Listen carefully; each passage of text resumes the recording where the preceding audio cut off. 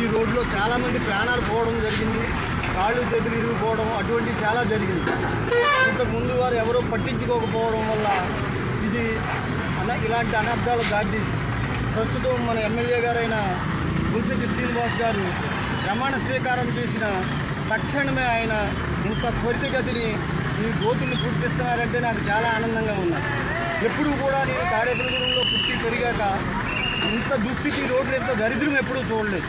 కానీ ఇక మీద బొలిశెట్టి శ్రీనివాస్ గారి నాయకత్వంలో తాడేపల్లిగూడెం మరింత అభివృద్ధి చెందాలని నేను కోరుకుంటున్నాను. జై బొలిశెట్టి, జై బొలిశెట్టి, జై బొలిశెట్టి, జై బొలిశెట్టి.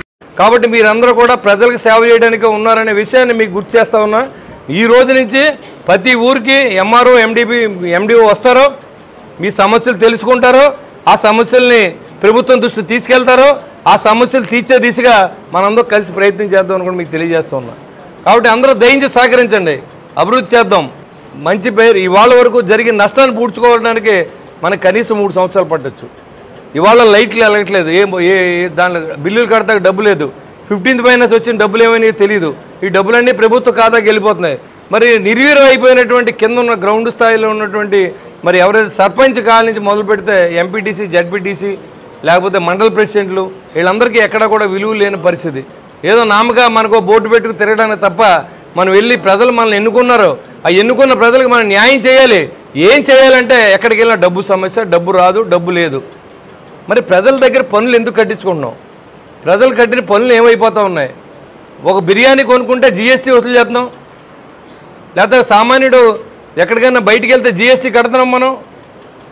మరి పెట్రోల్ కొట్టించుకుంటే 35 రూపాయలు ట్యాక్స్ రాష్ట్ర ప్రభుత్వానికి కడుతున్నాం, 25 రూపాయలు కేంద్ర ప్రభుత్వానికి కడుతున్నాం. ఈ డబ్బులన్నీ మన కోసం, మనం అభివృద్ధి చెందడం కోసం, రాజకీయ నాయకులు బాగుపడతానికి కాదనే విషయాన్ని మీకు తెలియజేస్తూ ఉన్నా. దయించి మీరందరూ కూడా తెలియజేయండి. జగనన్న కాలనీలో మౌలిక సదుపాయాలు కల్పించండి. ప్రతి విలేజ్కి కూడా 24 hours కరెంట్ ఇచ్చే విధంగా ఎలక్ట్రిక్ డిపార్ట్మెంట్ పనిచేయాలని నేను కోరుతా ఉన్నా. ఆర్డీఎఫ్ఎస్ అనేది మరి ఎక్కడైతే నీరు లేదో, ఎక్కడైతే బోర్లు లేదో ఆ ప్రాంతంలో బోర్లు వేసి, మరి అప్పలంలో అయితే బోర్లు వేయండి. ఏదైతే నిర్మానుష్యంగా 22 కోట్లు పెట్టి మనం మరి ప్రాజెక్టు మాధవరంలో కట్టుకుని 22 గ్రామాలకు ఇచ్చేటువంటి ప్రాజెక్టులో ఇవాళ 4 గ్రామాలకు ఇస్తామని సిగ్గుచేటు. కాబట్టి దాన్ని మళ్ళీ అభివృద్ధి చేసి ఏ రకంగా 22 గ్రామాలకు నీళ్ళు అందించాలో చూడవలసిన బాధ్యతను ఎంఆర్ఓ గారికి, ఎండిఓ గారికి కూడా నేను తెలియజేస్తా ఉన్నా. ఎందుకంటే మీరు టోటల్ ఈ మండలానికి అధికారులుగా ఉండి నిర్లక్ష్యం వహించొద్దని కూడా మీకు తెలియజేస్తాం. నెక్స్ట్ మీటింగ్ మీ దగ్గర టోటల్గా ఎంత ప్రోగ్రెస్ జరిగింది, ప్రభుత్వం నుంచి ఎంత డబ్బు ఉంది, ఎంత డబ్బు రావాలనేది కూడా టేబుల్ మీద పెట్టవలసిందిగా నేను కోరుతున్నా. ప్రజలకు తెలియజేయండి, నోటీస్ అంటించండి. ఇంత డబ్బులు ఉన్నాయి, ఇంత డబ్బులు ఖర్చు పెట్టాలి, ప్రజా పరిపాలన జరగాలి. ఇక్కడ ప్రభుత్వం అధికారులు నిర్లక్ష్యం వహించొద్దు. మనంతా పబ్లిక్ సర్వెంట్స్, రాజకీయ నాయకులు కానీ మనందరూ కూడా, మీరు కూడా, మీతో పాటు నేను కూడా, అందరూ కూడా ప్రభుత్వానికి, ప్రజలకి సేవ చేయడానికి ఉన్నాం. కాబట్టి మనం సేవకులుగా ఉండమని మిమ్మల్ని కోరుతా ఉన్నా. మనం వాళ్ళ మీద అజమాయిషీ చేయడానికి కాదు, చిరాకు పడడానికి కాదు. ఏ వ్యక్తి వచ్చినా సరే మనం ఆన్సర్ చేయాలి, చేసి తీరాలి. సామాన్య కుటుంబం నుంచి వచ్చినటువంటి నాకు తెలిసి కష్టాలన్నీ ఆఫీస్కి వెళ్తే పట్టించుకోరు, రేపు రమ్మంటారు, ఎల్లుండి రమ్మంటారు. వీళ్ళకి ఇక్కడ ఉండి చూసేది ఏంటంటే ఏమీ పని చేయకుండా ఆఫీసులో కూర్చున్న వైను మనకు కనపడుతూ ఉంది గడిచిన 5 సంవత్సరాలు. కాబట్టి మీరు అందరూ కూడా దయతో ఆలోచించేయండి. అధికారులందరూ కూడా నేను చెప్తా ఉన్నా, పాత రోజులు వెళ్ళిపోయినాయి. ప్రజాప్రభుత్వం రాబోతుందని నేను ముందే చెప్పాను. ఎలక్షన్లో ప్రజాప్రభుత్వాన్ని తీసుకొస్తాం. మీరందరూ నాతో సహా ప్రజలకు సేవ చేయడానికే ఉంటాం. ఏ రకమైన అవినీతికి తావుండదు. ఎవరైనా మట్టిలు కానీ ఇసుకలు కానీ అమ్ముకుంటే దాన్ని శిక్షించవలసిన బాధ్యత ఎండిఓగా ఎంఆర్ఓకి ఇమీడియట్గా కేసులు కట్టించవలసిందిగా నేను కోరుతా ఉన్నా. వితౌట్ పర్మిషన్ వాళ్ళు ఏదన్నా ఆ గ్రామంలో అభివృద్ధి చేసుకోండి, ఆ గ్రామంలో రైతులకు ఇవ్వండి. అంతేగాని బయట అమ్ముకుని ఆ డబ్బులు జేబులు వేసుకుంటే ఆ డబ్బులు కూడా రికవరీ చేసి బాధ్యత కూడా నేను తీసుకుంటానని తెలియజేస్తూ ఉన్నాను. కాబట్టి గ్రామానికి సంపదనే గ్రామానికి వాడండి.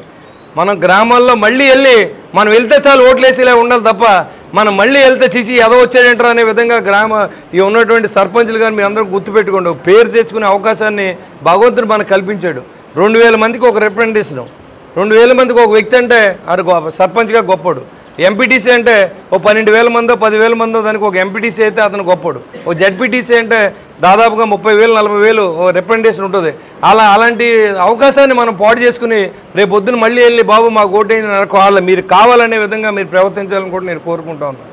కాబట్టి దయతో అందరూ అర్థం చేసుకోండి. జరిగిన ప్రభుత్వంలో ఉన్న తప్పులన్నీ కూడా నెక్స్ట్ మీటింగ్లో మీకు ఫిగర్స్తో సహా చెప్తాను. మీరు అప్పటి వరకు టైమే ఉండే ఖచ్చితంగా మీకు ఈ రూపులో 1వ తారీఖు నుంచి పాలసీలు వస్తాయి, ఏ నిధులు వస్తాయి, ఏ విధులు నిర్వర్తించాలనేది కూడా మనందరం కలిసి కూర్చుని ఈ మండలాన్ని అభివృద్ధి చేసే దిశగా అధికారులతో కలిపి ప్రజలతో కలిపి ప్రజాప్రతినిధులతో కలిపి ప్రజాప్రభుత్వాన్ని స్థాపించేందుకు మీ అందరూ సహకరించేందుకు కోరుకుంటూ సెలవు తీసుకుంటాం. జై హింద్, జై జనసేన.